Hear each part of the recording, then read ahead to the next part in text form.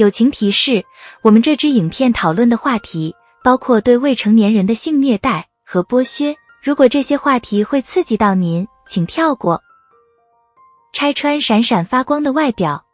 闪光灯、镜头、开拍，当很多人都幻想着娱乐圈的浮华和魅力时，我们很少有人意识到，娱乐行业令人眼花缭乱的外表下，掩盖着一个更黑暗、更令人不安的现实，尤其是对儿童演员来说。那么，当摄像机停止拍摄时会发生什么呢？儿童电视节目的黑暗面是一部更扣人心弦的电视剧，揭开上世纪90年代和21世纪初深受喜爱的尼克儿童频道的编剧、制作人员和演员幕后真实发生的事情真相。但在我们深入探讨之前，先声明一下，本影片旨在表达我们从纪录片系列和其他来源中得到的反思和见解，旨在作为个人对纪录片的反应和解读，而不是对事实或权威分析。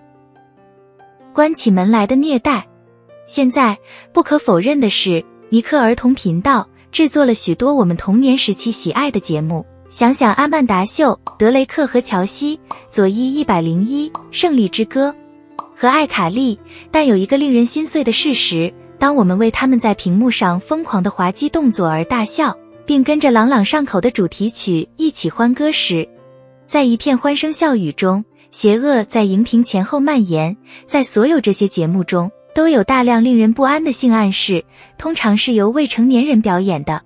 还有多项关于诱奸、性虐待和性剥削、情感虐待以及各种不当行为的指控，这些都是任何一个孩子都不应该关起门来忍受的。像克里斯蒂·斯特拉顿和珍妮·基尔根这样的作家，勇敢地指责施耐德营造了一种有毒的、厌恶女性的环境。在这种环境中，暗娼和剥削在作家的房间里泛滥成灾。演员里昂、弗莱尔森、布莱恩、海恩、卡特里娜、约翰逊、乔凡尼、塞缪尔斯和凯尔、沙利文也打破了对施耐德以及当时的高管们对他们进行的羞辱、恐吓和贬低的沉默，占他们便宜，过度发挥他们的才能，还有滥用他们的权利。我们也不要忘记德雷克、贝尔勇敢地反抗布莱恩，前制片助理杰森·汉迪也被判性犯罪，并承认自己是一名恋童癖者。打破沉默，以及为什么意识到很重要。现在有的小伙伴可能会想，为什么这很重要？为什么要提起这么多年前发生的事？但这正是问题所在。对这些童星的剥削并不罕见，很多童星都有过这样的经历，比如20世纪30年代的朱迪·加兰。现在这种情况仍在发生。好莱坞辜负了这么多童星，长期以来，娱乐圈的儿童陷入了剥削和忽视的循环中。这些年轻的天才应该得到更好的待遇，他们理应在这样一个世界里长大。在这个世界里，他们的纯真不会被视为被剥削的机会。在制作影片过程中，似乎没有人关心这些童星的健康。佐伊101的女演员亚历克莎·尼古拉斯和艾卡莉的女演员珍妮特·麦科迪都直言不讳地讲述了他们在各自节目中的创伤经历。从他们的故事中可以清楚地看出，对他们心理健康和安全的忽视留下了持久的心理创伤。推动变革、倡导和问责。现在让我们来解读一下其中的心理学原理。想象一下，你是一个梦想在好莱坞取得成功的孩子，当你站在舞台上或镜头前时是如此兴奋，以至于甚至没有意识到有人在利用自己。对于娱乐圈的许多孩子来说，他们缺乏强有力的父母或权威人士的指导，来教给他们界限、允许、